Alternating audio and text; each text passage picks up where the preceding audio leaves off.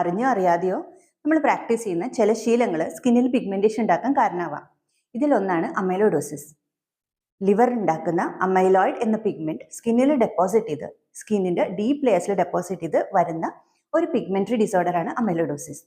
Severe dryness ഉള്ളവർക്ക് ഉണ്ടാവാം, വളരെയധികം ഇച്ചിങ് ഉള്ളവർക്ക് ഉണ്ടാവാം, ജനറ്റിക് ആയിട്ടുണ്ടാവാം. കറുത്ത കളറിലുള്ള തിക്കായിട്ടുള്ള പിഗ്മെന്റേഷൻ കയ്യിലോ പുറത്തോ അപ്പർ ബാക്കിലോ കാലിൻ്റെ മുകളിലോ ആണ് അമൈലോയിഡോസിസിൽ സാധാരണ കാണാറുള്ളത്. കുളിക്കുമ്പോഴോ ശരീരം വൃത്തിയാക്കുമ്പോൾ നാരോ, ലൂഫ, പ്യൂമിസ്റ്റോൺ, കല്ല് ഇതൊക്കെ വെച്ച് ശരീരം വൃത്തിയാക്കാൻ ശ്രമിക്കുന്നവരുണ്ട്.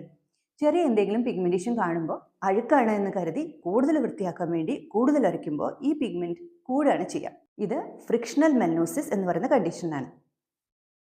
നോർമലി സ്കിന്നിൽ ഒരു പിഗ്മെന്റ് ഉണ്ടാവുമ്പോൾ അതിൻ്റെ മുകളിലുള്ള ഫ്രിക്ഷൻ സ്കിൻ ഒരു ഇഞ്ചുറി ആയിട്ട് കൺസിഡർ ചെയ്ത് കൂടുതൽ മെലനിൻ ഡെപ്പോസിറ്റ് ചെയ്യാണ് ചെയ്യുക. നേരത്തെ പറഞ്ഞതുപോലെ ഇത് ജനറ്റിക് ആയിട്ട് വരാം, സിവിയർ ഡ്രൈനസ് കൊണ്ടുവരാം, ഇച്ചിങ് കൊണ്ടുവരാം. ഈ പിഗ്മെന്റേഷൻ കുറയാനായിട്ട് നാരോ, ലൂഫയോ, കല്ലോ ഒന്നും ഉപയോഗിക്കാതെ ഒരു ഡെർമറ്റോളജിസ്റ്റിനെ കണ്ട് മെഡിക്കൽ ട്രീറ്റ്മെൻറ്റ് എടുക്കണം. പിഗ്മെന്റേഷൻ കുറയാൻ അപ്ലൈ ചെയ്യാനുള്ള മെഡിക്കേഷൻസ് ഉണ്ട്.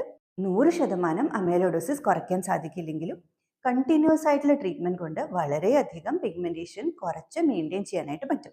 ടോപ്പിക്കൽ ക്രീംസിനോട് അപ്ലൈ ചെയ്യുന്ന മെഡിക്കേഷൻസിനോട് റെസ്പോൺസ് കുറവാണെങ്കിൽ ഡീപ്പർ പീൽസ് ചെയ്യാം. പൈക്കോ ലേസറോ ക്യൂസിഷ് ലേസറോ അമൈലോയിഡോസിസ് കുറയാനുള്ള എഫക്റ്റീവ് ആയിട്ടുള്ള ഒരു ട്രീറ്റ്മെൻറ്റാണ്.